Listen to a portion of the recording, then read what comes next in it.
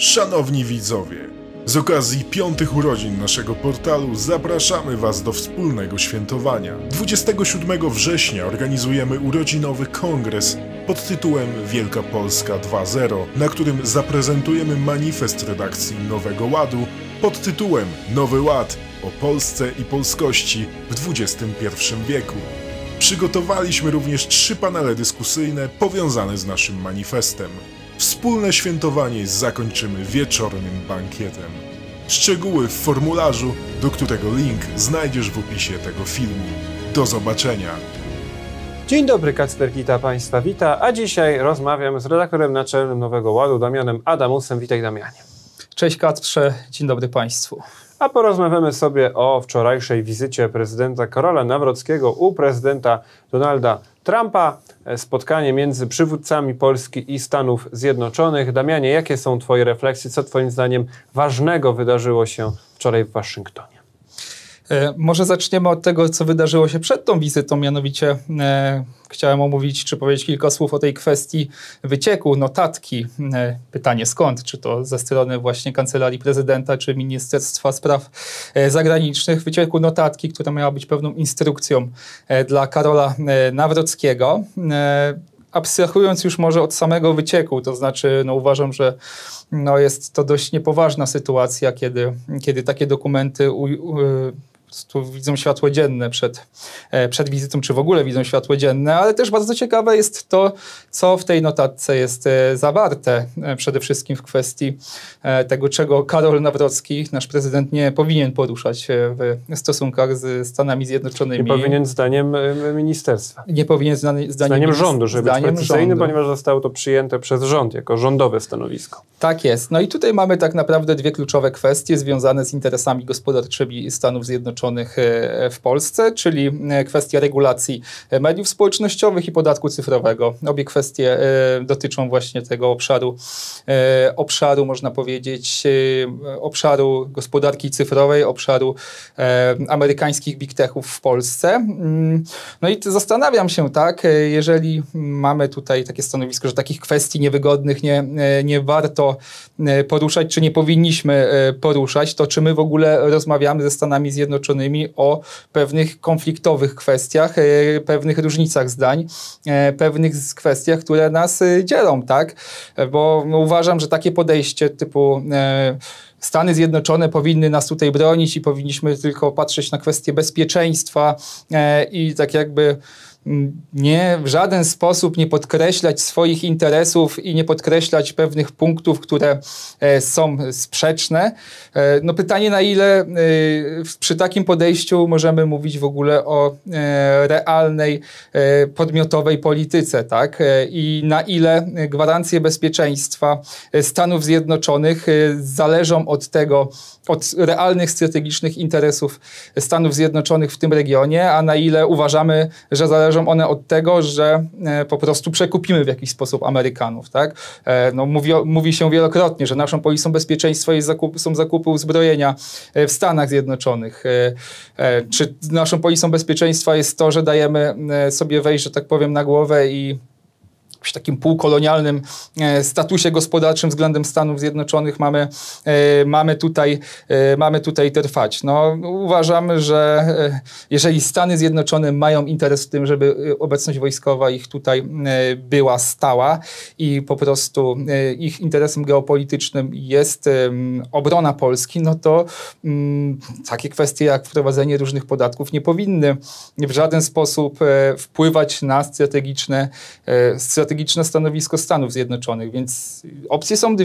Polska uważa, że Stany Zjednoczone nie do końca mają tutaj strategiczny interes obecności w naszym państwie i próbujemy tą polisę po prostu w jakiś sposób zakupując uzbrojenie, dając różne ulgi podatkowe, nie odzywając się w kwestii nałożenia podatków, co powoduje, że zasadniczo w momencie próby nie ma żadnej gwarancji, że Stany Zjednoczone nam pomogą. Druga opcja jest taka, że tak naprawdę niezależnie od tego, co byśmy tutaj robili w kwestiach gospodarczych, Stany Zjednoczone nas obronią, ponieważ ich strategiczne interesy są ważniejsze niż cząstkowe interesy pojedynczych korporacji, tak? Więc musimy wybrać, czy my naprawdę wierzymy i uważamy, że strategicznym interesem Stanów Zjednoczonych jest obecność na wschodniej flance NATO, czy nie, tak? Czyli komu w tej transakcji bardziej zależy na obecności Stanów Zjednoczonych w Polsce? Czy nam, czy Stanom Zjednoczonym? Bo jeżeli nam, to pytanie, czy w momencie próby nie będzie tak, że Stany Zjednoczone jednak po prostu nas zostawią. Tak, to jest oczywiście słuszne pytanie, tym bardziej i ja bym tutaj jeszcze dodatkowy niuansik, który skłoniony jest trochę tematem pobocznym, ale jak widać łączy się.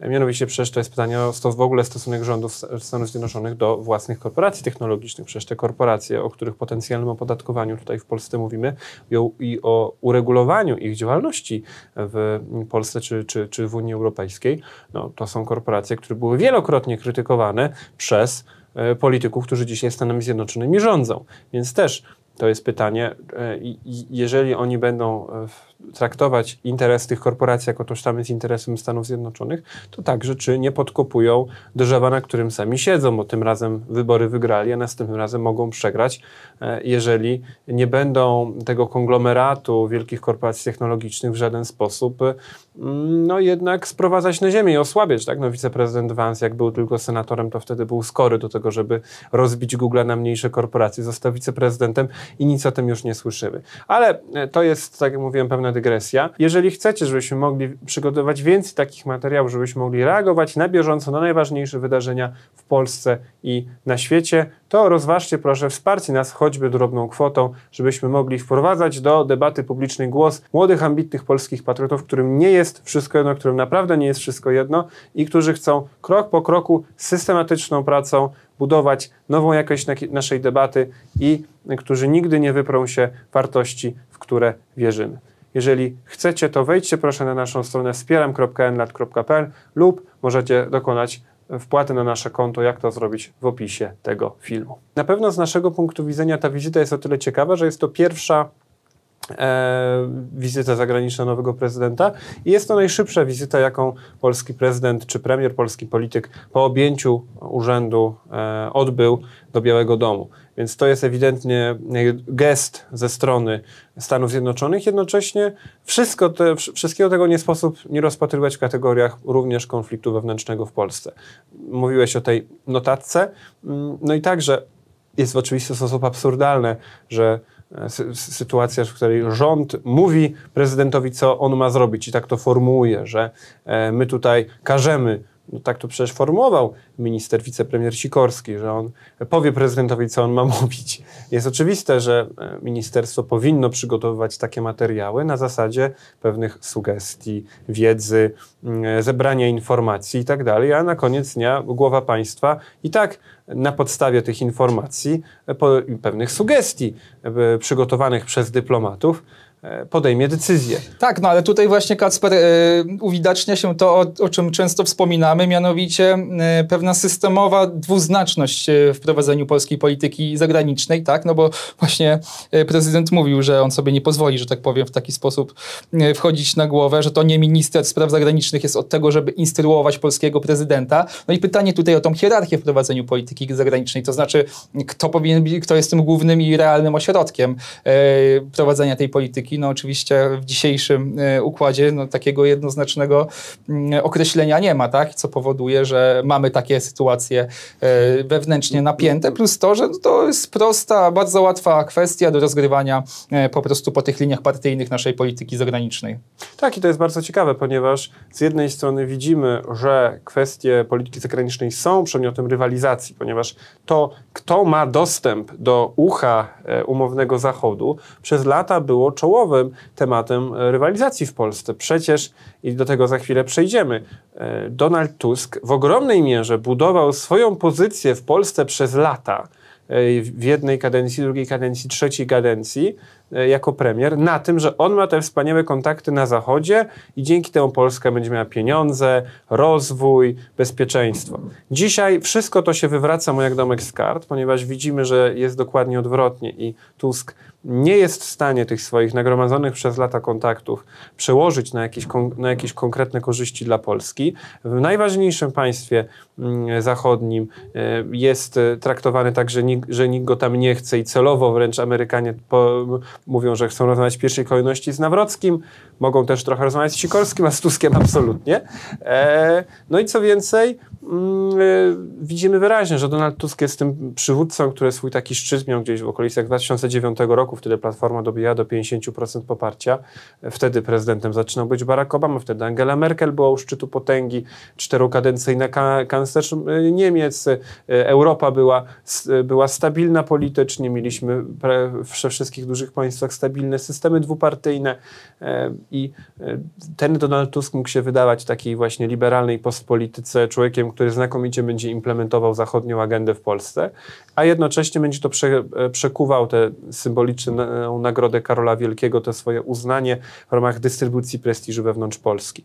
Natomiast dzisiaj już ta sytuacja jest dla niego dużo, dużo trudniejsza i to samo pole rywalizacji o względy ośrodków zagranicznych, z jednej strony to jest ta, powiedzmy, ciemna strona medalu, rywalizacja o względy ośrodków zagranicznych. Jasna strona medalu to jest umiejętne docieranie do ośrodków zagranicznych, które mogą mieć pozytywne przełożenie na naszą sytuację, na przykład na kwestię odstraszania potencjalnej agresji Rosji. No i tutaj dochodzimy do tej drugiej kwestii, o której powiedziałeś, czyli no ewidentnie polskie państwo nie może tak funkcjonować, że mamy równoległe środki prowadzenia polityki zagranicznej. Szczerze mówiąc, zastanawiałem się przez ostatnie tygodnie, mając teraz tę twardą koabitację między Nawrockim a Tuskiem, no, pojawiają się takie głosy, że dwugłowa egzekutywa też ma swoje zalety, że mogą się nawzajem kontrolować. Mieliśmy chociażby artykuł Rocha Zygmunta na Klubie Jagiellońskim w tym temacie i to są pewne argumenty za tym. Ja nie mówię, że nie ma ich zupełnie w warunkach polaryzacji i tak dalej. No ale moim zdaniem polityka zagraniczna to jest przy tak niestabilnej sytuacji międzynarodowej, to jest chyba w tej chwili nawet mocniejszy niż te kwestie plemienne argument. To znaczy dwugłowa egzekutywa w polityce zagranicznej oznacza, że ośrodki zewnętrzne mają znakomitą sytuację do tego, żeby nas rozgrywać. No i to jest coś bardzo niedobrego. Skądinąd w tej chwili Nawrocki może na tym wygodnie korzystać, no bo Amerykanie ewidentnie na Tuska patrzą źle i to też się ewidentnie przekłada na to, że w czasie tej wizyty nowy polski prezydent dostał kilka prezentów, które teraz będzie mógł je skonsumować przed Polakami i pokazać, co dostał, że on i jego współpracownicy są w stanie to wykorzystać i będzie to oczywiście na niekorzyść dla rządu. I skądinąd jest też ciekawe, że rzeczywiście te tematy, o których tutaj mówiłeś w instrukcji, nie były przedmiotem publicznego sporu między prezydentami amerykańskim a polskim. Tak? Amerykanie mogliby sami z siebie te tematy zacząć wyciągać po to, żeby Nawrockiego docisnąć. Przecież Trump z wcześniejszymi przywódcami, z którymi się spotykał, i oczywiście jest słynne jego starcie z Zełeńskim w gabinecie owalnym, ale także z tymi, którzy nie mają aż tak złej prasy. Typu na przykład premier brytyjski Keir Starmer, który oczywiście nie jest lubiany na amerykańskiej prawicy, ale jednak jest prezydentem państwa sojuszniczego, bliskiego sojusznika, jakim jest Wielka Brytania. On też dostawał troszkę złośliwości ze strony Trumpa. A prezydent RPA to w ogóle, jak mu tam pokazywał tych mordowanych białych farmerów. Więc Trump mógłby, gdyby chciał, docisnąć Nawrockiego, świadomie wybrał, żeby go nie dociskać. To oczywiście jest dobrze dla Polski i dobrze dla Nawrockiego wewnątrz w ramach tej wewnętrznej rozgrywki. Tak, myślę, że tutaj bardziej paradygmat ideologiczny wchodzi w grę, tak, niż realne interesy Stanów Zjednoczonych. To znaczy, myślę, że to, co wspomniałeś, tak, że podejście Donalda Trumpa do Karola Nawrockiego też ma pewien wymiar rozgrywania wewnętrznych ośrodków władzy w Polsce i po prostu stawiania na tą, można powiedzieć, prawicową międzynarodówkę, której przejawem w Polsce reprezentantem jest Prawo i Sprawiedliwość. Jakub Dymek miał przerwę ci parę tygodni temu taką ciekawą tezę, że Amerykanie nie mogą dopuścić do tego, żeby w Polsce doszło do dorżnięcia prawicy, która była u władzy. Tego nie ujął, ale ja tak ujmę, bo tak naprawdę o to by chodziło. Dlatego, że wtedy dla samych trumpistów byłoby to pewne ryzyko. Jeżeli w Polsce Tusk by tak na twardo przeprowadził, powsadzał pisowców do więzienia, tak? Że dla trumpistów to byłoby jednak pewne ryzyko. Że jest kraj, w którym ci populiści byli u władzy, a potem zostali mocno pognębieni. Więc pewnie nie jest to najważniejszy czynnik w polityce Stanów Zjednoczonych, ale nie należy tego czynnika lekceważyć, bo jednak ci ludzie, którzy są u władzy dzisiaj w Waszyngtonie, ewidentnie także takimi kategoriami myślą, chociaż z pewnością nie tylko, i te kwestie fundamentalne, stosunek do wojny na Ukrainie czy do układu sił w Europie są na pewno nie mniej, a pewnie tak naprawdę jednak ważniejsze. Może przejdźmy do tego, co zostało ustalone, czy jakie są bardziej deklaracje po tych spotkaniu. Dwie chyba kluczowe, tak, to jest zaproszenie Polski na szczyt G20.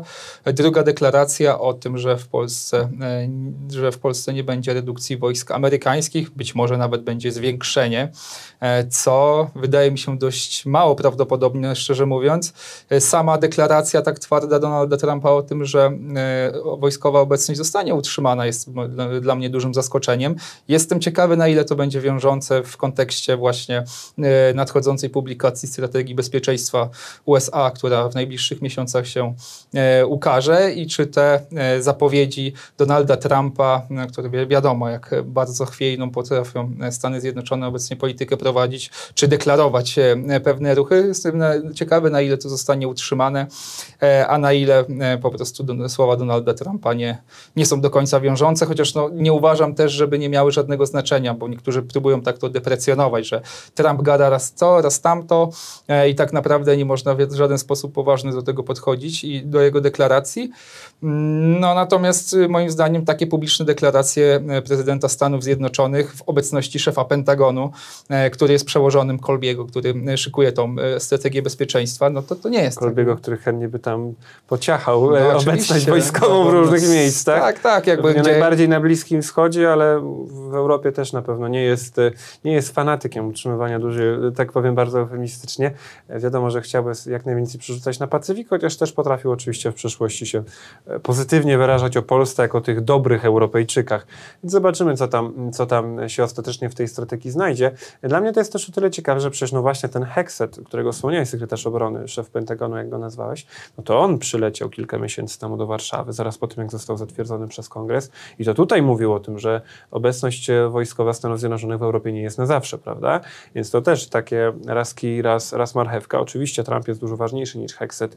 Hexet zobaczymy, czy w ogóle przetrwa całą kadencję na takich stanowiskach u Trumpa. Bardzo w poprzedniej kadencji, w poprzedniej kadencji po prostu nikt na czołowych stanowiskach, tak? Sekretarza obrony, sekretarza stanu, szefa CIA, ambasadora w ONZ-cie, czy doradcy do spraw bezpieczeństwa narodowego. Na żadnym z tych 5, jak się zazwyczaj wymienia, najważniejszych stanowisk w polityce zagranicznej amerykańskiej nikt nie przetrwał pełnej kadencji. Na razie poza doradcą do spraw bezpieczeństwa narodowego się jeszcze 4 na 5 osób trzyma, ale zobaczymy. Więc oczywiście sam Trump jest ważniejszy, i oczywiście Vance i Rubio są ważni, jako Vance wiceprezydent, Rubio jako sekretarz stanu, ale także jako ci, którzy są najbardziej prawdopodobnymi rywalami, czy też kandydatami na bycie prezydentem, wiceprezydentem w także kolejnej administracji. I pamiętajmy też, że Trump ma 80 już prawie lat i na pewno jest tak, że tego typu ważne decyzje, on będzie na koniec dnia podejmował, tak? On też wiemy, że ma taki raczej autokratyczny styl zarządzania,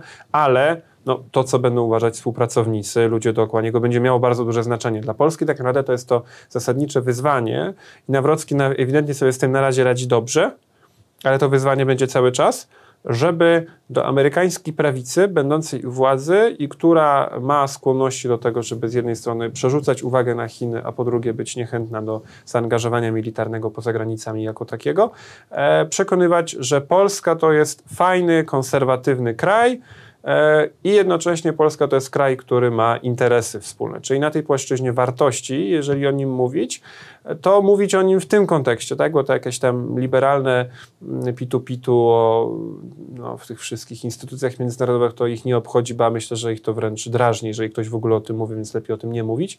A z drugiej strony mamy realne interesy, tak? I tutaj werbalizacja tego w mądry sposób, tak żeby Amerykanie nie mieli poczucia, że ktoś chce z nich zrobić frajerów, jest bardzo, bardzo ważna, ale widać było wczoraj bardzo wyraźnie, że Amerykanie chcieli, żeby Nawrocki miał bardzo jednoznaczny sukces. Tak? Ta deklaracja Trumpa, myślę, nie była przypadkiem. I także oczywiście te bardzo uprzejme słowa o tym, że jeżeli Polacy będą chcieli, to będzie więcej żołnierzy amerykańskich, tak?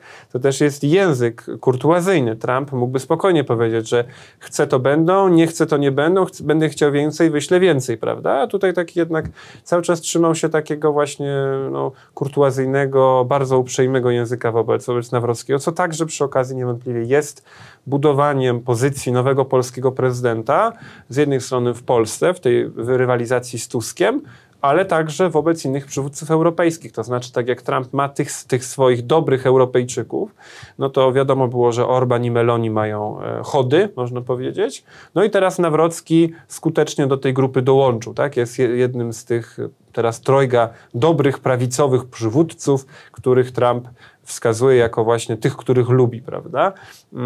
Więc to jest oczywiście dla niego sukces, no i także jest to coś, z czego on może korzystać, żeby korzystała z tego cała Polska. Tak, myślę, że to jest ogólnie sukces Polski. Co ciekawe, właśnie też była mowa o otwarciu pewnego kanału komunikacji między szefem polskiego BBN-u, właśnie Heksetem. Doktor Krzysztof Rak wspominał dzisiaj właśnie o tym i mówił, że dopytał niemieckich kolegów. Co ciekawe, w Niemczech na poziomie rządowym nie ma takich bezpośrednich kontaktów i wyrobionych kanałów komunikacji, co też pokazuje, że po prostu tutaj ta współpraca idzie ku dobremu i no myślę, że bezpośrednie dojście do ucha szefa Pentagonu to jest coś, co może się w Polsce przydać. Natomiast ja bym jeszcze tylko krótko do tego, co powiedziałeś. To jest też bardzo charakterystyczne. Widzimy w całej tej wizycie, że Nawrocki skutecznie zmonopolizował te kontakty z otoczeniem Trumpa. No, przecież to jest podwójny policzek dla rządu. Po pierwsze, że przecież formalnym odpowiednikiem Hekseta jest minister obrony narodowej, Kosiniak-Kamysz, który został tutaj skutecznie wycięty. Po drugie, akurat profesor Cęckiewicz jest osobą, która jest doskonale wiemy, jaki ma stosunek do Donalda Tuska, jak i do Radosława Sikorskiego, tak, który przecież poświęcił dużo swojego czasu na to, żeby udokumentować to, że uważa ich za ludzi, którzy polskiej polityce zagranicznej bardzo, bardzo szkodzili, kiedy poprzednio byli na tych samych stanowiskach. To, że Amerykanie przecież mają swoją ambasadę tutaj, śledzą to, wiedzą, co robią. Jeżeli taki kanał komunikacji jest ustawiony, to też jest pewien wyraźny sygnał. Zwłaszcza biorąc pod uwagę nikłe kompetencje, że tak ujmę, szefa BBN-u w Polsce z perspektywy prowadzenia całej polityki, tak? No, ale moim zdaniem właśnie Amerykanie wzmacniają szefa BBN-u, to znaczy dają mu te kompetencje w sensie faktycznym, że jeżeli chcecie ustalać z Amerykanami, to będzie wam najprościej przeze mnie, prawda? Tak, przez Pałac Prezydencki i przez BBN, nie? Więc to, że on nie ma właśnie, to jest ciekawe, przecież równolegle mamy dość śmieszną, ale w tym kontekście warto wspomnieć, przecież sytuację, w której równolegle pod ministrem obrony, pod Kosiniakiem jest służba kontrwywiadu wojskowego, która przecież także jest skonfliktowa, którzy oni są też bardzo cięci na profesora Cęckiewicza i nie chcą, służby nie chcą mu dać dostępu do informacji niejawnych, które powinien mieć jako szef BBN-u. Wiadomo, że i tak potem w sensie faktycznym rzeczy, które docierają do Pałacu Prezydenckiego są także do niego przekazywane, ponieważ też ma wyrok sądu, na podstawie którego oni mu te informacje powinni przekazywać. Ale jeśli chodzi o tę rozgrywkę wewnątrz polskiego państwa, to też jest ewidentnie, tutaj Amerykanie wskazują, że i chodzi mi o to, żeby pokazania, że ta rozgrywka ma miejsce, także wyraźnie wskazują, jaki ośrodek chcą wzmacniać. No i także bym tutaj dodał, że prezydent Nawrocki wziął ze sobą ministra Przydacza i ministra Cęckiewicza, to jest oczywiste, ale wziął także ze sobą europosła Adama Bielana, który nie ma żadnej funkcji w polskim państwie, tylko po prostu jako parlamentarzysta, który od lat jest zaangażowany na polu międzynarodowym, ma ileś kontaktów wyrabianych przez lata, czy w Europie, czy w Ameryce i po prostu prywatnie ma tutaj dobre kontakty, także z prezydentem, został wzięty. To także jest moim zdaniem demonstracja pewnej podmiotowości, że prezydent Nawrocki będzie brał na swoich współpracowników ludzi, których chce, a nie ludzi, którzy mogliby teoretycznie mieć do tego z formalnego klucza dostęp. Tak? Skądinąd już też profesor Cęckiewicz, wszyscy wiedzą, że jest jego wieloletnim bliskim kolegą. Więc to też jest ewidentne forsowanie ludzi prezydenta na te kluczowe stanowiska. W takim pozainstytucjonalnym formacie, można powiedzieć. Tak. No i to jest oczywiście także te wszystkie złośliwości kierowane przez prezydenta Nawrockiego pod adresem ministra Sikorskiego, podgryzanego kilkakrotnie w wywiadach medialnych po tym. Powiedzenie chociażby w wywiadzie dla Kanału Zero, że tutaj nie będzie się stanem emocjonalnym wicepremiera zajmował, bo on się tutaj zajmuje sprawami dla Polski, albo że rozmawiał już z szefem ministra Sikorskiego, czyli premierem Tuskiem. Też takie sprowadzenie go w dół. no to jest oczywiście ciekawe. Wydaje się mi się, że Nawrocki póki co radzi sobie z tym, żeby to wyważyć. To znaczy, żeby z jednej strony odgryzać im się w taki sposób, żeby cieszyła się szeroko pojęta prawica, która Tuska i Sikorskiego nie lubi, a z drugiej strony żeby nie wyjść na takiego pieniacza. Żeby nie wyjść na pieniacza, czy partyjniaka, nie? Tak. On musi to mądrze wyważać. Tak jak w kontekście amerykańskim musi wyważać to, żeby z jednej strony pokazywać, że ma dobre relacje z Trumpem, ale nie wyjść na wasala. I to mu się też udało. No to zwraca uwagę ambasador Magierowski, który przecież jest zdecydowanie krytyczny wobec Donalda Trumpa przez ostatnie miesiące, jak już, że tak powiem, język mu się rozwiązał, bo już nie pracuje w dyplomacji, tylko mówi, co myśli. No i wiemy, że ma krytyczny stosunek do Trumpa generalnie, a tutaj właśnie wskazał, że Nawrocki nie robił tego, co robili niektórzy inni przywódcy zagraniczni, czyli nie przypodobywał się, nie podlizywał się do Trumpa w sposób, który byłby z jednej strony niesmaczny, a z drugiej strony także tak naprawdę obniżałby jego rangę. Nie? Więc to też jest taki test tej pierwszej, ale jakże ważnej wizyty, który się dobrze udał. Przejdźmy może do trochę szerszego obrazka całości sytuacji bezpieczeństwa i polityki zagranicznej Polski w kontekście też amerykańskim. No mianowicie można powiedzieć wiszenia na amerykańskiej klamce w dziedzinie bezpieczeństwa. Tak? Uważam, że paradoksalnie być może zwiększenie amerykańskiej obecności w Polsce z perspektywy całościowego bezpieczeństwa Polski mogłoby nam długofalowo zaszkodzić. Już powiem dlaczego. Ponieważ uważam, że w ogóle już samo utrzymanie tych zdolności i nie redukowanie, a zwiększenie już w ogóle sprawi, że poczujemy, że jakby ta globalna szachownica się realnie nie zmienia, że te interesy strategiczne Stanów Zjednoczonych jakby wracają do tego, co było 10 lat temu, czy nie ulegają radykalnej zmianie. Obawiam się, że zwiększenie amerykańskiej, czy nawet utrzymanie amerykańskiej obecności w Polsce może spowodować pewne intelektualne rozleniwienie i poczucie, że ta adopcja strategiczna dalej trwa, że tak naprawdę Amerykanie na pewno przyjdą nam z pomocą, że tak naprawdę tej Rosji wcale nie musimy się obawiać, że nie musimy stawiać na własną podmiotowość, własne bezpieczeństwo w oparciu o własne zdolności, tylko będziemy po prostu czekać na to, aż Amerykanie przyjdą i nam pomogą.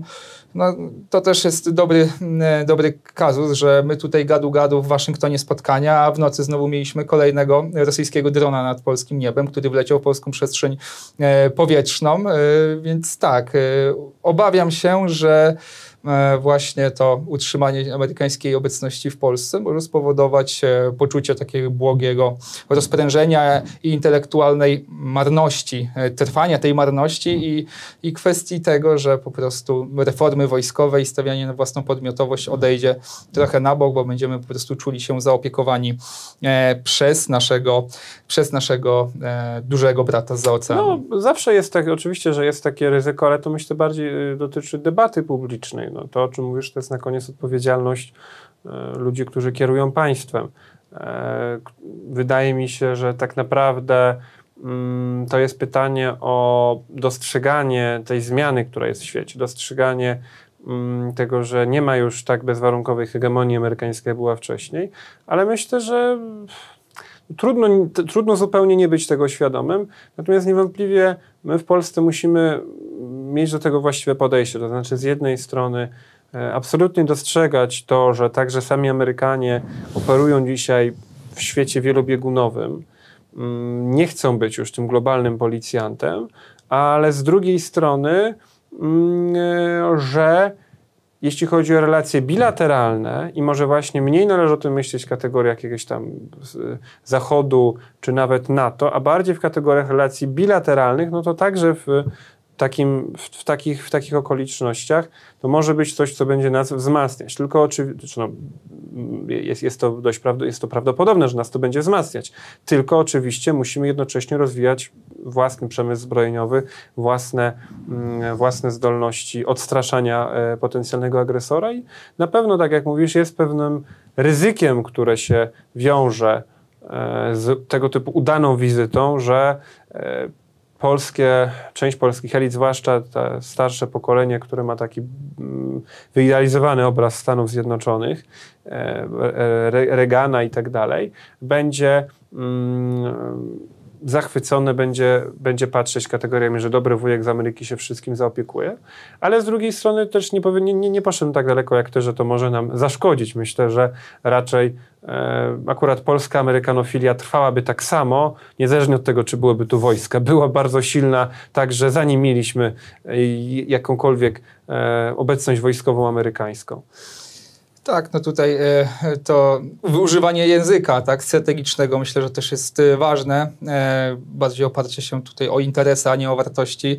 No ale kiedy nasz prezydent mówi o tym, że Władimir Putin to jest zagrożenie dla wolnego świata, no to skręca mnie w środku osobiście, bo można po prostu do Amerykanów i moim zdaniem powinno się mówić raczej językiem interesów i językiem strategii, tak, że Władimir Putin jest zagrożeniem dla porządku międzynarodowego czy architektury bezpieczeństwa w naszej części świata i moim zdaniem tak powinniśmy to wszystko komunikować. Albo komunikować. dla pokoju można po prostu Albo powiedzieć. Dla pokoju, a Stany Zjednoczone mają interes pokoju i stabilności, prawda? No, tak można by to artykułować. Można by też, skądinąd widzi, jak jasny jest kontekst, tak? Równolegle przecież Putin, prawda, w Chinach, równolegle Chińczycy demonstrują swoje własne zintegrowane, globalne południe. Tak, oni próbują maksymalnie integrować, tak? No i tutaj skądinąd to jest też ten wątek, który się przecież podczas tej wizyty pojawił.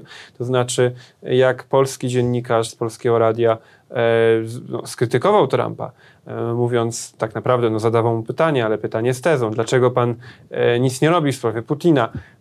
Dlaczego pan nie chce wywierać silniejszej presji na Rosję? Trump się oczywiście odpalił, że widać było, że to jest wrażliwy temat, no bo przecież nie pierwszy raz dostaje takie zarzuty, że nieprawda i że przecież nałożył cło na Indię, tak? Żeby Indiom było, żeby jakby wywierać presję na Indię, żeby nie kupowały rosyjskiej ropy. No tylko równolegle szczyt, który przeprowadzili Chińczycy, pokazuje, że to póki co nie działa, tak? Przeciwnie, premier Indii demonstracyjnie pojechał się obściskiwać z Putinem i pokazywać... od 7 lat w Chinach. Dokładnie, przecież Indie i Chiny to nie są państwa, które mają przyjazne stosunki, wszyscy to wiemy, a jednak to jest także ciekawe, prawda, bo mówiliśmy o tym wcześniej, oczywiście Polsce niestety daleko do tego, żeby być w takich pozycji jak Indie, ale tutaj widzimy, że państwo takie jak Indie zdecydowanie nie ulega presji amerykańskiej, tylko Modi zdecydował się na taką demonstrację swojej podmiotowości. I to też jest oczywiście ciekawe i to warto dostrzegać, chociaż oczywiście to też nie jest tak, że to globalne południe jest jednolitym blokiem. Tak? Nawet jeżeli równolegle Chińczycy chcą pokazać, że działania Trumpa na rzecz osłabiania czy chińskich relacji z Indiami, czy chińskich relacji z Rosją, a przecież jedno i drugie Trump starał się robić, nie wychodzą. Tak, sytuacja na globalnym południu również pozostaje w sferze naszych zainteresowań. Rosnące w siłę Indie, Chiny, państwa afrykańskie, świat niezachodni rośnie w siłę, to też chcemy obserwować, ale dzisiejszym tematem naszej rozmowy było spotkanie naszego prezydenta z prezydentem Stanów Zjednoczonych. Dziękuję, Kasprze, za ten dzisiejszy komentarz. Dziękuję serdecznie, Damianie.